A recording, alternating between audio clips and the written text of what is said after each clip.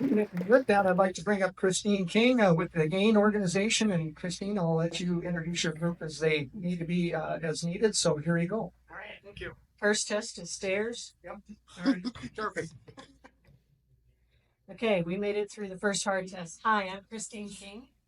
I'm the director for the Gateway for Accelerated Innovation in Nuclear.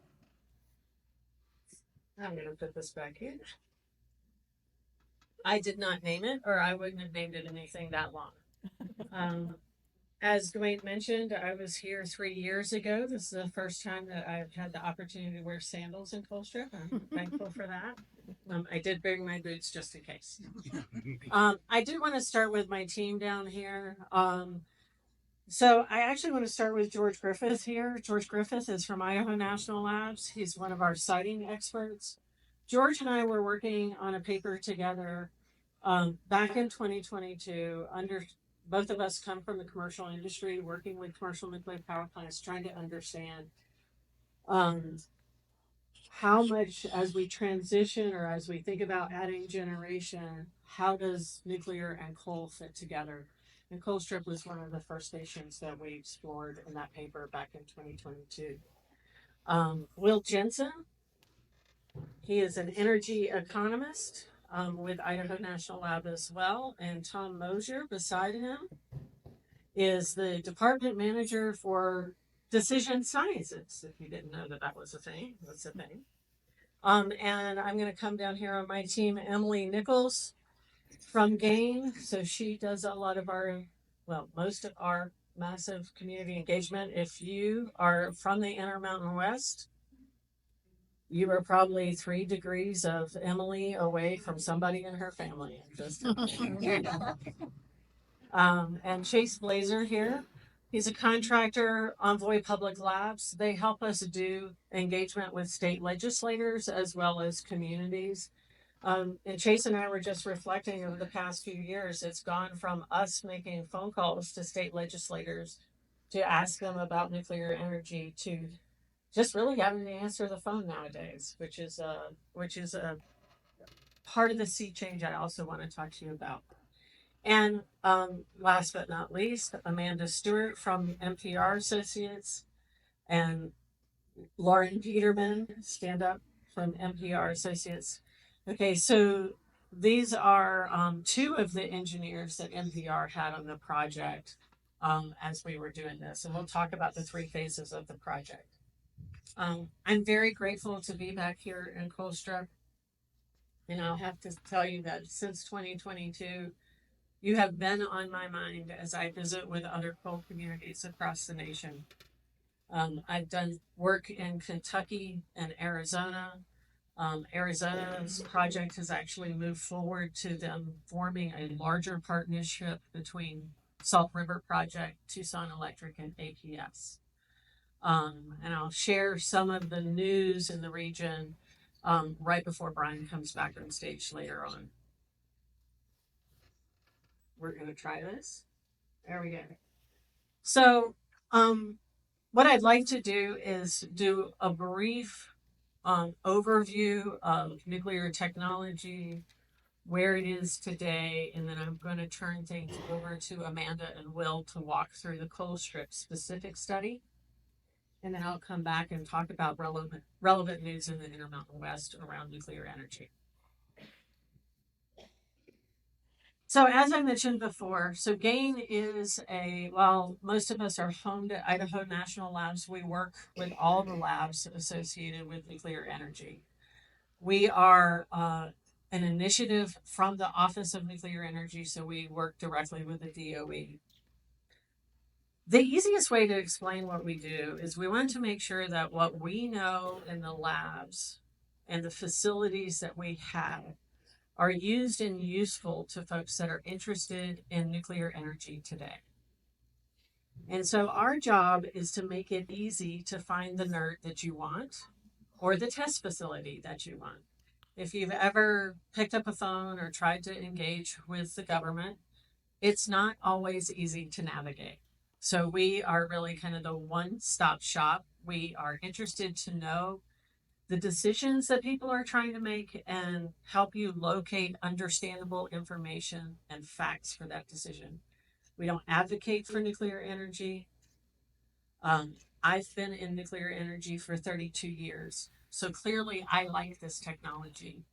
But I will say, over the past 5 years in this job, it's just underscored to me what it means to be an energy professional.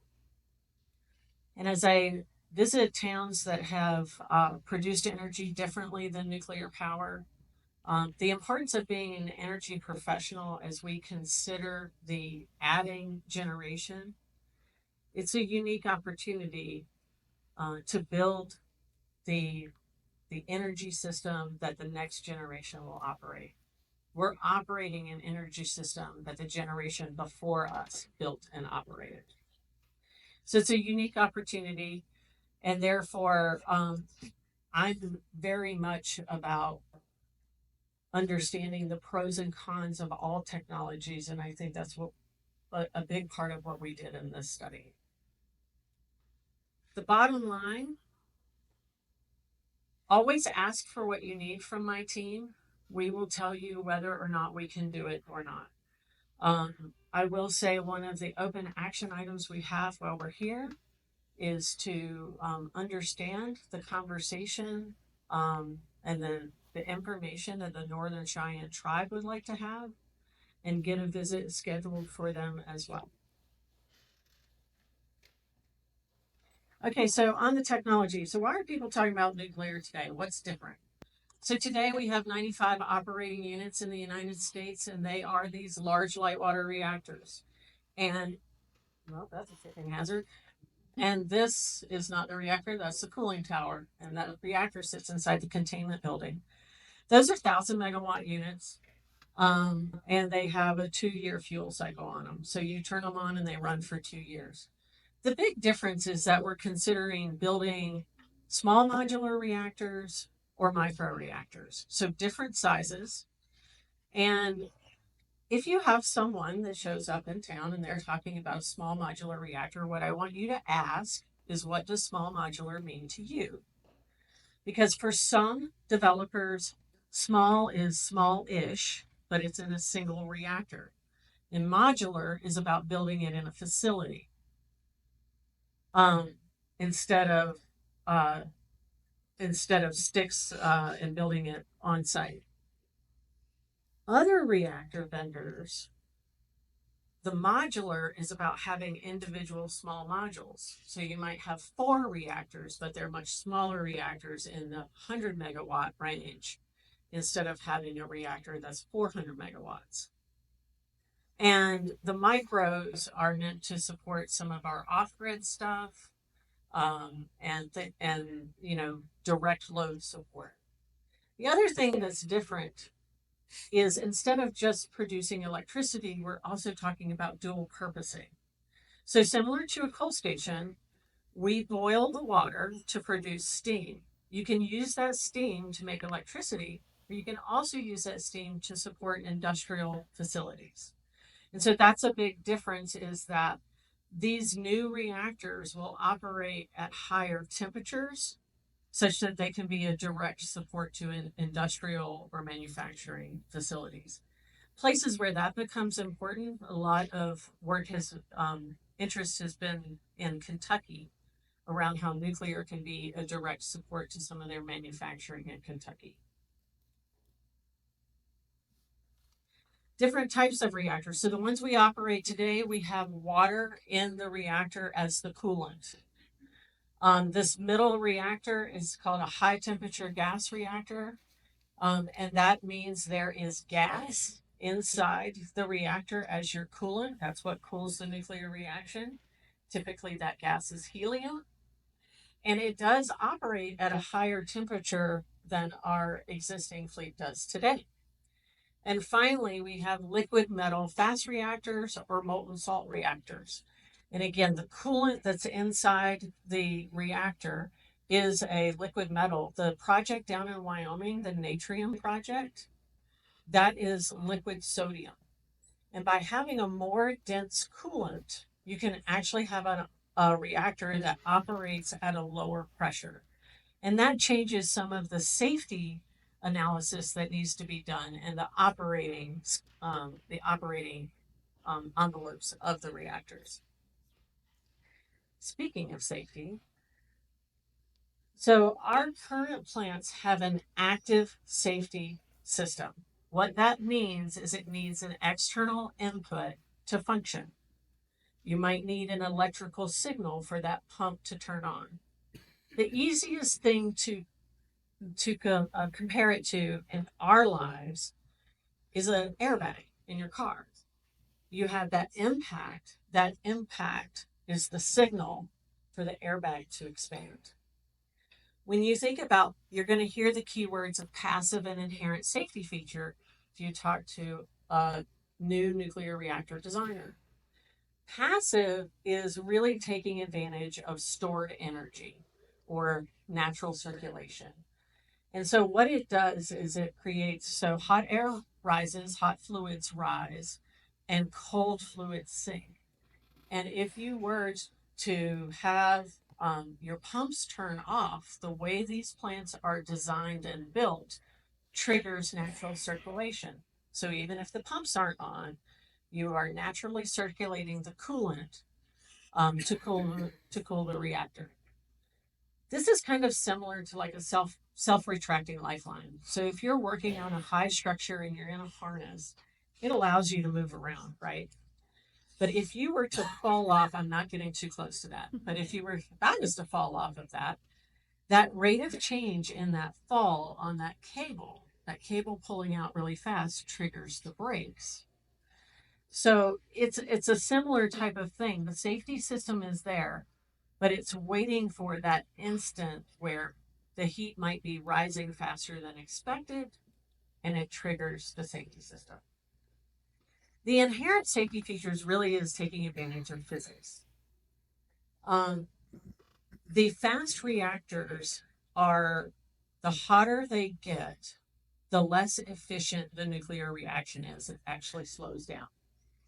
So fast reactors are very similar to a quick disconnect shut-off valve at a gas station pump. So whether you've looked at this valve, I hope everybody looks at the valve when you fill up this weekend. If you were to drive away with the nozzle still in your car is going to look pretty bad, but the gas station is going to be fine because that valve is a quick disconnect valve. It closes and it prevents the gas from spraying out at the station. And so it's a self-limiting activity. So that's the way to think about the differences and the new features that we're bringing into the new reactors.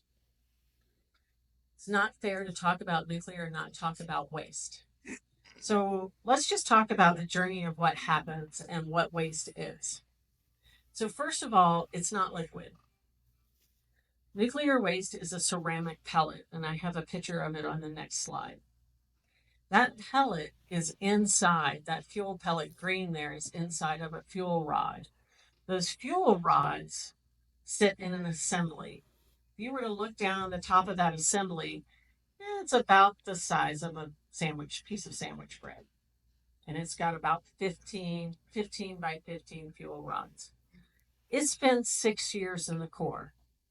So every 2 years, you do a thing called shuffle the core, and we take 1/3 of the fuel rods out and we put them into the spent fuel pool after they've spent 6 years in the reactor. Because at that time, we've used as much as the fissile material as we want to. There is still fissile material there, which is why it has radiation. It cools off thermally in the spent fuel pool for about 5 years. From there, it's transferred into dry cask storage. First, those assemblies are taken out and put inside the cask, and I have, if after this anybody wants to see it, I have a little 3D waste toy set. Not everybody has one of those, but I do. I have other strange things. Lego is a really great thing also to build stuff out of. Those casks are then put into the stainless steel casks are vacuumed out, and you put an inert gas in there like helium. That's just to prevent corrosion inside the stainless steel canister. And then that canister is stored in a concrete overpack, and that can be vertically or horizontally. So this is what a pellet looks like after it's been through the reactor for 6 years. They're about the size of a gummy bear, but I don't recommend eating them. If you were to think about the amount, if you, all the energy you use in your lifetime was from nuclear energy, that uranium would fit in a soda can. All the For all of the commercial operations in the United States, if you were to stack it up on an American football field, not soccer, American football field, it would be 10 yards high. Because of the density of the fuel, our waste is actually pretty minimal as well. The difference is today the waste is stored adjacent to our plants. The Department of Energy does have the responsibility to pick up that waste and put it in a final repository. And actually, the assistant secretary that's been nominated for nuclear energy testified on Wednesday of this week about the collaborative process about siting, interim storage, and final repositories.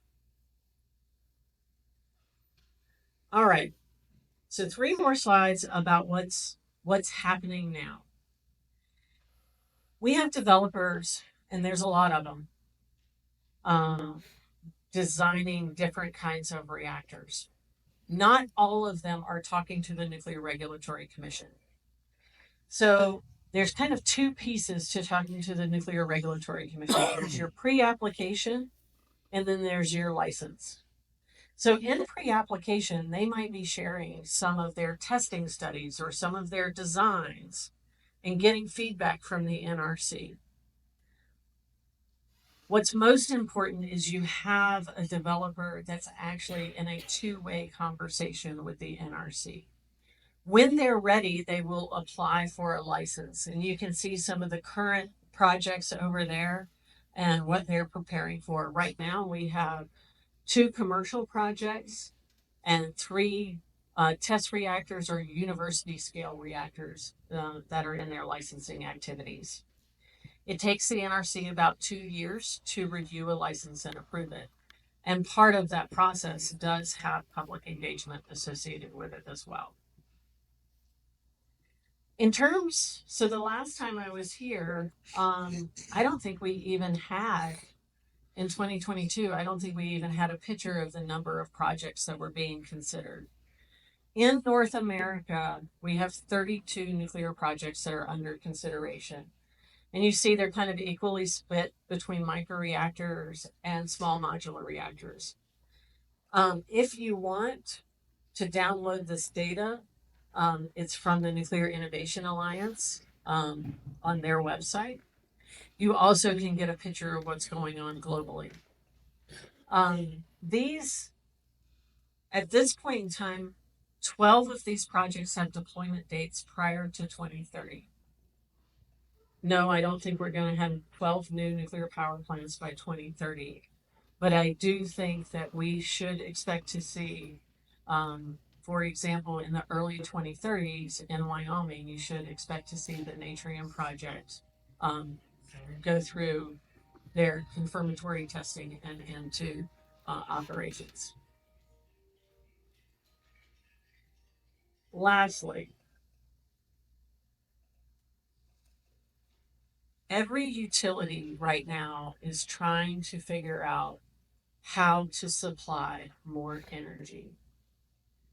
Never before in the United States have we had, or it's been a very long time, have we had a significant capacity challenge. This is not all driven by data centers and artificial intelligence, but it is exacerbating the issue that we already had. So part of the importance in my mind, if we are going to meet the pace of this adding generation onto our grid. One, I'm a big believer in baseload generation because it gives us stability to our grid, and we have been having some trouble with stability on our grid, especially in severe weather events. The other part of this is I don't think you should or can build all of this from greenfield in that time period. And the reason that I've been working in coal communities is that I'm a big believer, as I mentioned in the beginning, about being an energy professional. And I think we have the opportunity in communities that are familiar with energy to continue that heritage with adding other types of generation. But sometimes nuclear technology can be intimidating. And that's why it's important to get the information that you need to participate in the conversation. And I'm going to have Emily stand up again while Amanda comes up here.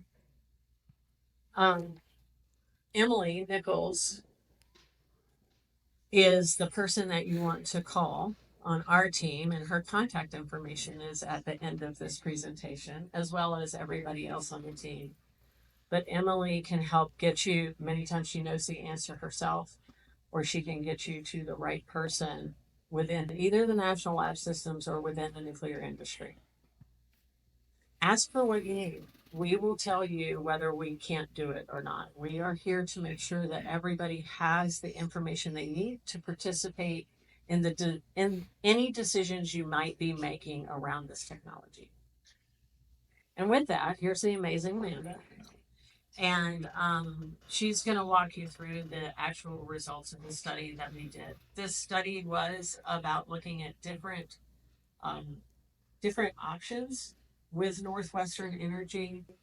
Um, and I think Jim put it quite well. This is step 2 of 100. This was just a place to start. Thanks, Christine. And second big test. Hello, everyone. My name is Amanda Stewart, and I work for NPR Associates. As Christine mentioned, NPR has been working closely with GAIN for the past several years to partner with communities and utilities to conduct nuclear feasibility studies. I was last in Colstrip last August and had the opportunity to participate in Energy Open, where I shared details about the scope of GAIN's efforts. And I'm excited to be back here today to share the results of our work and to talk about some of the insights that came from the research. I will first be discussing the Northwestern Energy Regional Siting Assessment. I'll then cover the deployment scenario comparison effort, and we'll turn it over to Will for him to share the results of the economic impact assessment. The goal of the Northwestern Energy Regional Siting Assessment was to assess the viability of nuclear within Northwestern service territory. GAIN screened sites in South Dakota and land surrounding Colstrip based off of some input from Northwestern. Our evaluation focused on criteria that was specific to nuclear. And specifically, we screened the locations of interest for exclusionary and avoidance factors. We worked to identify pros and cons associated with the different locations and evaluated the applicability of potential federal funding. For context, exclusionary factors are factors that could preclude nuclear. For example, that could be working to avoid areas with high potential of flooding, or working to avoid areas with seismic activity that's higher than nuclear design specification allowables. Avoidance factors are factors that could greatly increase the cost or risk associated with a project.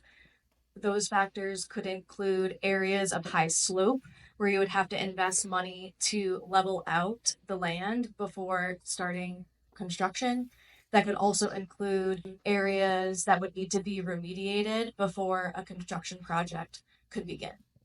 So all of this work that we did was based off of industry guidance and expertise, at the labs as well as at NPR.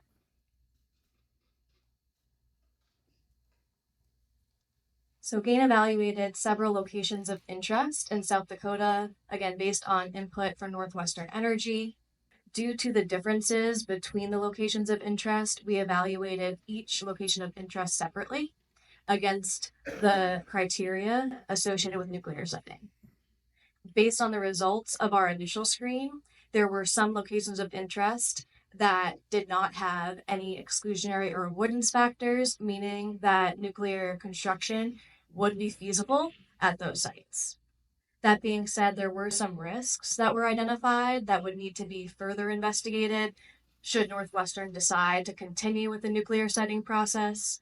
And some of those risks included infringement on wetlands, farmland use, and both the proximity and availability of cooling water.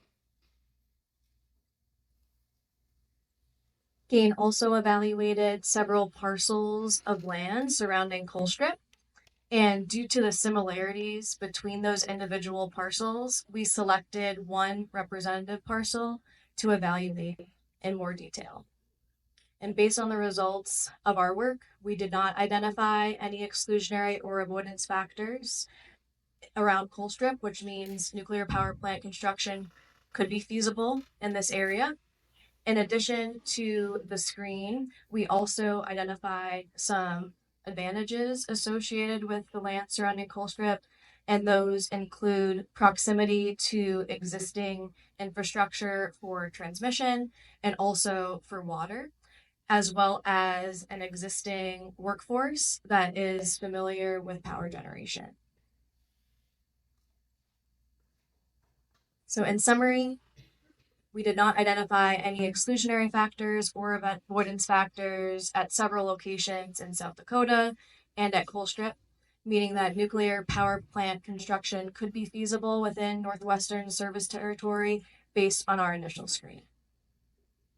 It's important to note that the nuclear siting process is both a time and resource intensive process, and that the GAIN step is one step of many required to make decisions surrounding nuclear siting. But by taking the time to evaluate sites early and look for exclusionary and avoidance factors that can help increase confidence in stakeholders to invest additional dollars to further explore sites in order to make a selection or a decision to move forward. Should Northwestern decide to pursue next steps, those could include either aligning Northwestern's mission and business objectives with the sites, doing more detailed analysis, working to quantify some of the costs associated with development.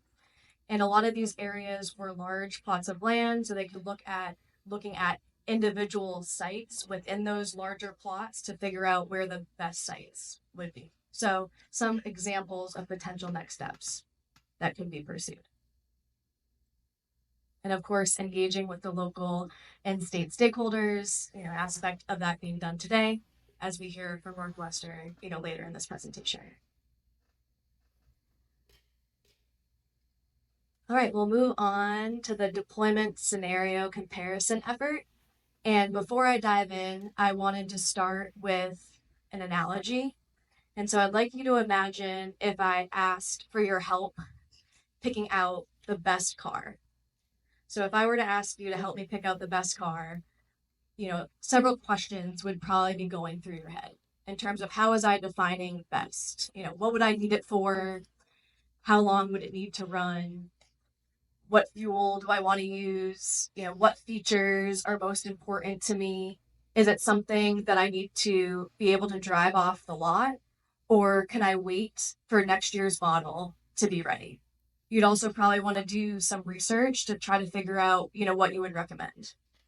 So similar to how you think through all of these questions of how you define best and how you would do research to make the decision, there's a lot of work that goes into technology selection and working to identify kind of the best fit for a particular project, for a particular community, or for a particular utility. So this deployment scenario comparison effort helped to provide Northwestern, Colstrip, Montana with some independent data to compare and contrast technologies. So the goal of this deployment scenario comparison effort was to assess the feasibility of different technologies at Colstrip, with the baseline case being continued coal plant operations. We worked to identify advantages and challenges associated with each technology, and we considered potential deployment windows. The technologies of interest included coal with carbon capture, natural gas with and without carbon capture, wind and solar with battery storage, and nuclear. We evaluated each of these technologies individually and then combined them to illustrate potential pathways of deployment options that are showed up here on the screen. And both the technologies of interest and the potential pathways were informed by our conversations with Northwestern Energy. Selecting a technology and deciding to move forward with a deployment project is a significant decision that requires upfront feasibility studies to help increase confidence in your path forward. So in the beginning, I had used that analogy of buying a car and listed out some questions you might ask. On the screen here, I have some key factors that would go into making that decision to move forward. This is by no means an exhaustive list, but just helps to give you a feel for the types of questions that are important to answer. What's your budget? How long do you anticipate the asset to be able to generate power? How long will it take for it to begin generating power? How does it fit within my portfolio? And how does it fit within the community and within the state? And then also, what's my confidence level versus what's my risk tolerance? So all of these things are important topics to consider. And our work helped to identify some of the pros, some of the cons, and compare these technologies on an apples to apple basis to provide some independent data for Northwestern and for Colstrip to consider.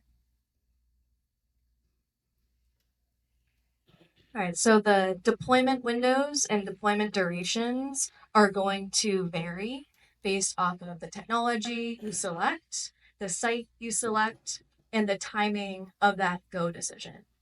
So the durations listed here on the screen are potential deployment windows that you could expect based off of the technology that you select.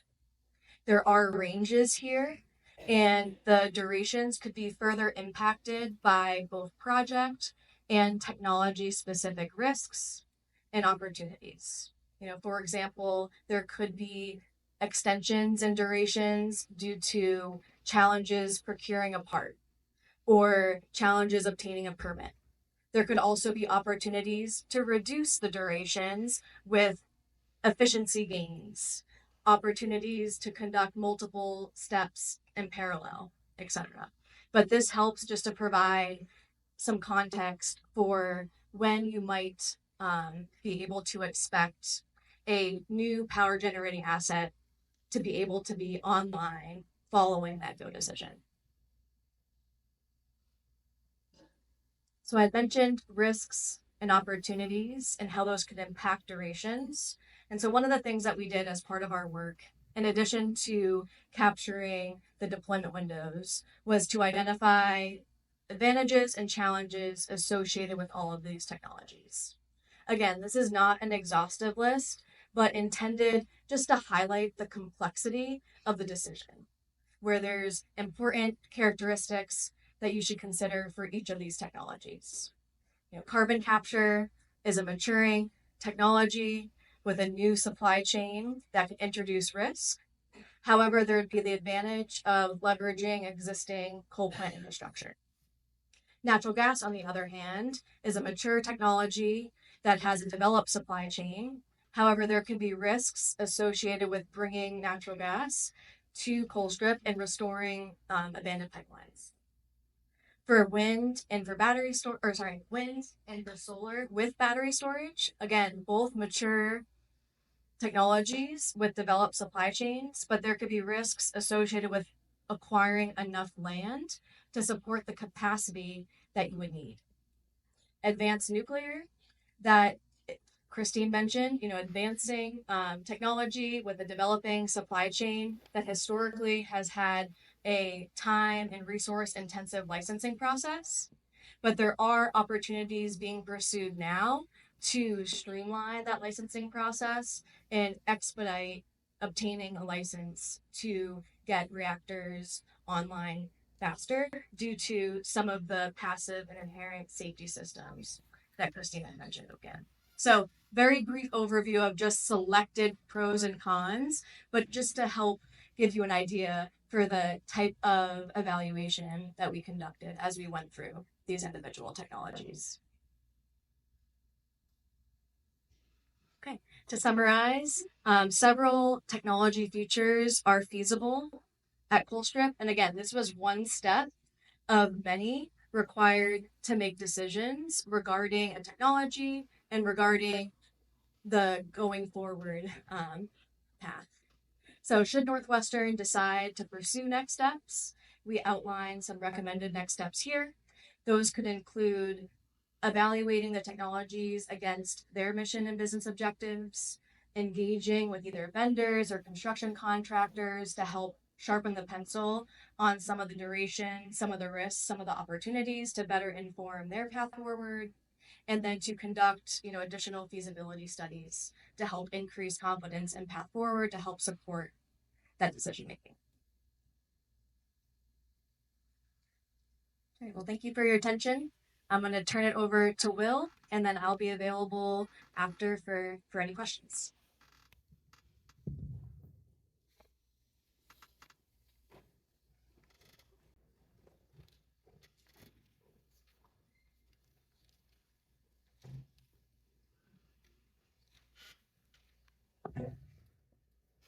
I agree.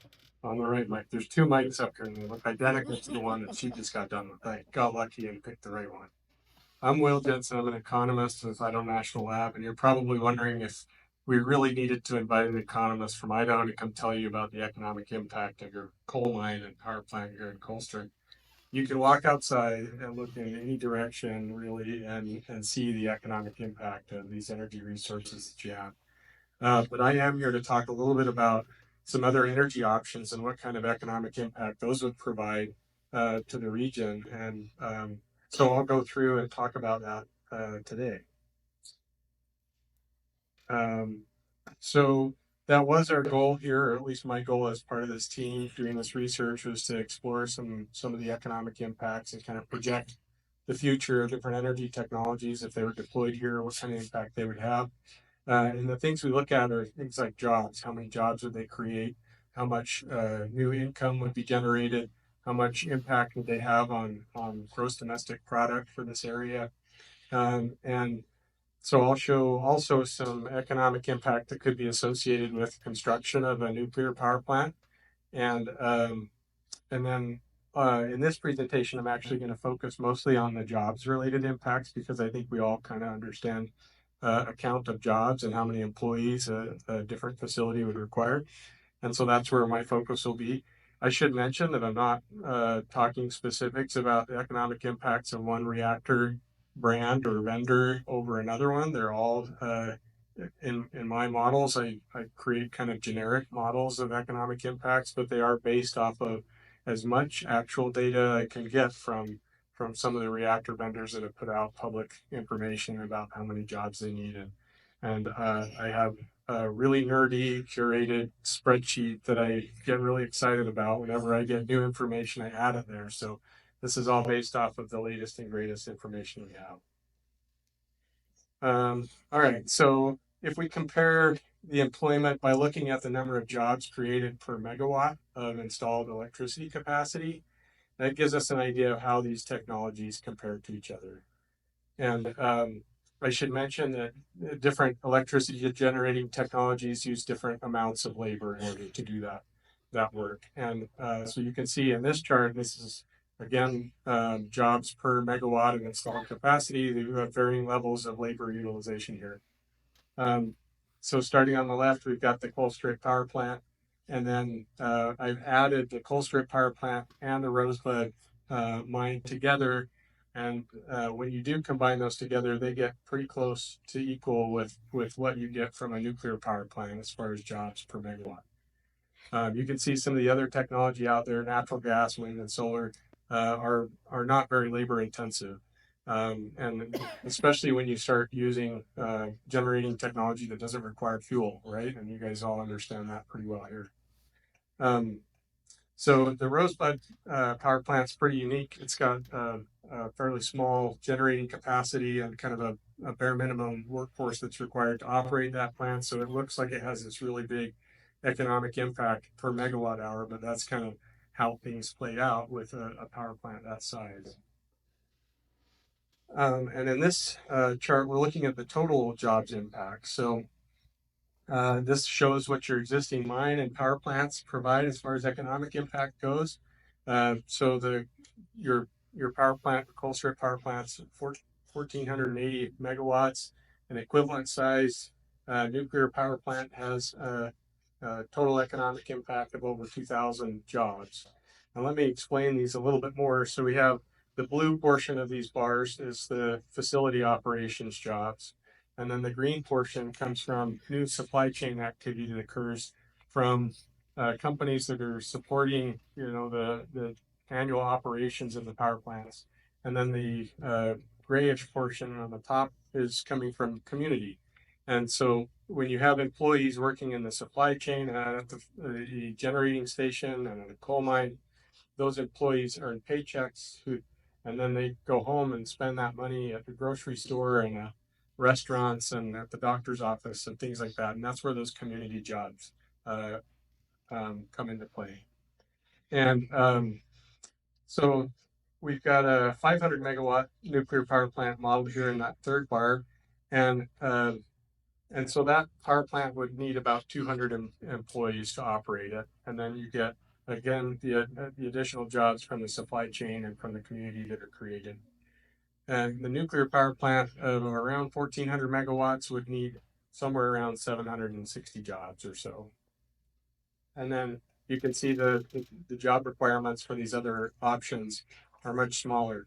I should mention that these other options that are up here on display, they're smaller in their generating capacity, but it's based off of kind of actual trends right now with projects that have either recently completed or are currently under construction around the country. So a lot of the wind projects out there are around 200 megawatts right now, and solar projects are around 150 megawatts. The economic impacts associated with those are scalable. So if you double the size of the wind farm, you can more or less double the size of the economic impact associated with it. One interesting thing about the larger reactors is the larger nuclear reactors is that they don't use workers as efficiently, I guess. It requires a little bit more labor force to operate those per megawatt than the small modular reactors do. And so if you tripled the number of small modular reactors, the total economic impact wouldn't come as close to a 1,500 megawatt large scale reactor. So that's just kind of reason why the numbers pan out the way they do. Let's see, I think we can move on to the next one. So the next slide, we're going to talk a little bit about construction. And this is where I did take some information from a couple of different reactor developers. So NuScale Power and TerraPower have both come out and said that at peak construction, there would be a need for about 1,600 on-site construction workers. And then there's additional kind of economic activity and supply chain supporting that construction effort. And this is kind of by year how those economic impacts would be felt in the community. So first of all, there'd be some site preparation work. They're currently doing a lot of that in Wyoming right now for the TerraPower reactors that are going over there. And then year 1 through year 3 is where a bulk of the construction activity would occur.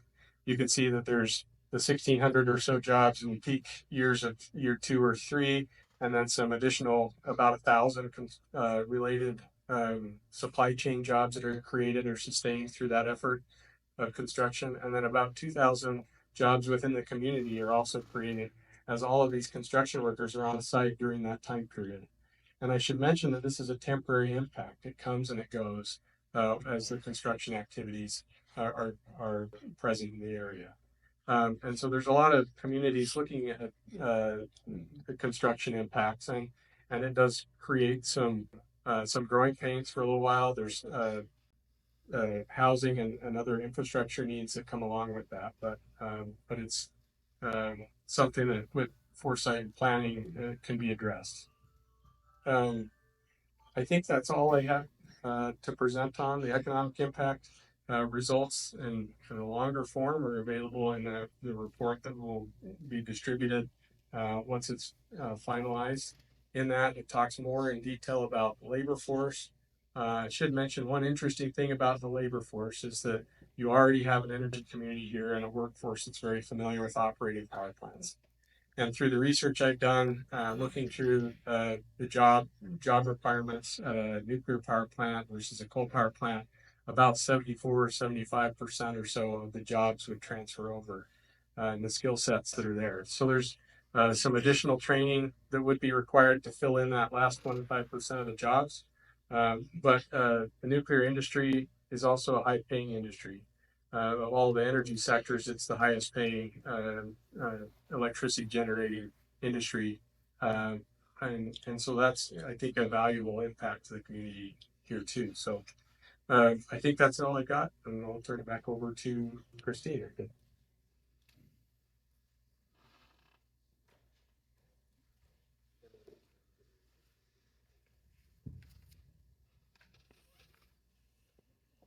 Am I good? Okay, I'm good. All right. So see if I can hold this up. So in a previous research study, Will did the work to look at, get into the details of the workforce transition and the economic impact. We have some of these available with us if you'd like to look up a particular job and understand that. But this was an excellent study. And relative to the Colstrip study itself, we are finishing up the last pieces of approval, which means my boss has to sign off and say I did good work. And then that report will be publicly available. These slides as well are publicly available. Jim, I don't know if you're going to post that on your website or We can, yes. okay. Okay, relevant news in the Intermountain West, and I'm going to go relatively quickly. So, across the United States over the past few years, we have had 25 states initiate feasibility studies. Montana was one of those. Mr. Ankney led that effort in the Senate. And, 18 of those studies are complete. The two big ones that were completed late last year were Texas and Tennessee. Both of those states have followed with millions of dollars at state level to support grants to continue to explore the technology. In Kentucky's case, they actually finished their feasibility study, made a recommendation to the governor, and they put a nuclear development authority in place to follow projects along the way and to answer questions and to make sure they had the right expertise in the state to pursue nuclear energy. Also, this is through the EERE office in the Department of Energy. There's a community local energy action program, and basically this has allowed communities to come forward and hire a nerd to do some technical studies or answer some technical questions. Interestingly enough, the Office of Nuclear Energy joined this second cohort of this program, and we had 5 communities in the United States come forward to explore nuclear energy. Rosebud and Treasure are one of them, was one of our studies. So you're not done with us yet. We'll be back. We expect to be wrapping up that study in September, well, towards the end of this year, August or September. So we'll be back with those results as well. 11 states this year have started a subgroup called the First Mover Initiative. And they really want to get into the details and look at what it's going to take to explore nuclear energy. Why you should care about this is because Utah and Wyoming are 2 of the states in this initiative. So when I'm in there working with Utah and Wyoming, I'm always making sure that they remember that Montana's here too. So this has been an interesting development. So one of the other projects that we did was in northeastern Arizona at the Coronado Generating Station with Salt River Project. And I want to say part of the work that we've done is not just working with coal communities, but we've also wanted to do these pilot projects to work with utilities that don't have nuclear in their current portfolio to help understand the decision processes and the information they need to consider the technology. So Salt River Project, Tucson Electric Power, and APS are all partial owners of different stations. The difference is Arizona Public Service operates the Palo Verde Nuclear Generating Station west of Phoenix. So they are exploring, they have applied for a grant from the Department of Energy to do a demonstration project. Other interesting things, Washington State has signed a deal with Amazon. So Amazon would be the primary off-taker, and they intend to build 12 SMRs. Right now they're, and it would be of the X Energy 100 variety that's being built down in Texas. And they are thinking about what that deployment scenario might look like right now. So I don't think that they're going to build all 12 at once. I think they're going to probably build one unit of 4 or one site of 4 and then figure out when they want to build the next 4, or is it 2 and 2? Like those are the types of things they're figuring out right now. California and Oregon are having active conversations about lifting their moratorium for the construction of nuclear power as well. One of the bills in Oregon is in Umatilla County, which is just south of where Energy Northwest is planning to build the stations with Amazon. Colorado has recently identified, the governor has signed a bill that says that nuclear energy is clean energy. And in Utah, the governor has announced Operation Gigawatt. And just to give you perspective, Utah only makes 4 gigawatts of energy today. So 1 gigawatt is increasing their generation capacity by 25%. And they intend not only to participate in generating power through nuclear energy, but they're also looking at the rest of the ecosystem like many other states are. I promised you contact information. There it is. Feel free, again, ask for what you need. If you send an email to me and you don't get a response, don't send me another email. Call Emily.